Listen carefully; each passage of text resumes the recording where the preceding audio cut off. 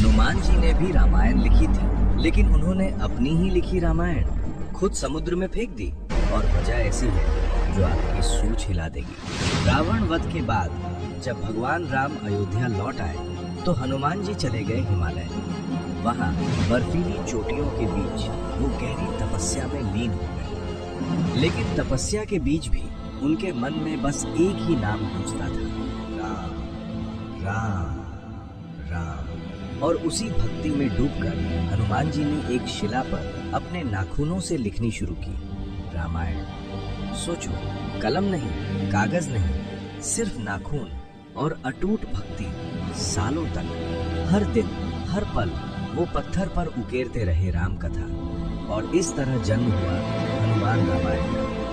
कहते हैं ये रामायण इतनी सुंदर, इतनी भावपूर्ण थी कि शब्द नहीं, भाव बोलते थे।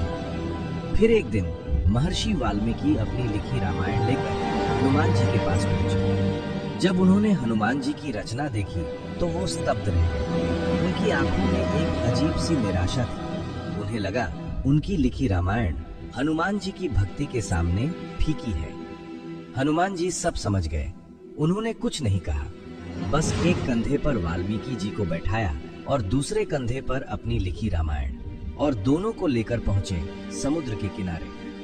अगले ही पल हनुमान जी ने अपनी पूरी रचना उस पत्थर सहित समुद्र में फेंक दी। सोचो, जिसे बनाने में सालों लगे, जिसमें उनकी पूरी भक्ति थी, उसे एक पल में त्याग दिया, क्योंकि उनके लिए अपनी रचना नहीं, वाल्मीकि जी की प्रतिष्ठा ज्यादा महत्वपूर्ण थी। यही है सच्ची भक्ति, जहां अहंकार नहीं, सिर्फ समर्पण होता है। कहते हैं सदियों बाद उस रामायण का एक अंश समुद्र किनारे मिला, जिसे महान कवि कालिदास ने पढ़ा और पहचाना कि ये किसी और की नहीं, स्वयं हनुमान जी की रचना है। तो सोचो, अगर वो रामायण आज होती तो शायद दुनिया की सबसे महान कथा होती। लेकिन हनुमान जी ने हमें सिखाया, सबसे बड़ा होना नहीं, सबसे बड़ा दिल रखना ही असली महानता है। अगर ये कहानी आपको पसंद आई और आप भी हनुमान जी के सच्चे भक्त हैं, तो वीडियो को लाइक करें और कमेंट करें। जय श्री राम।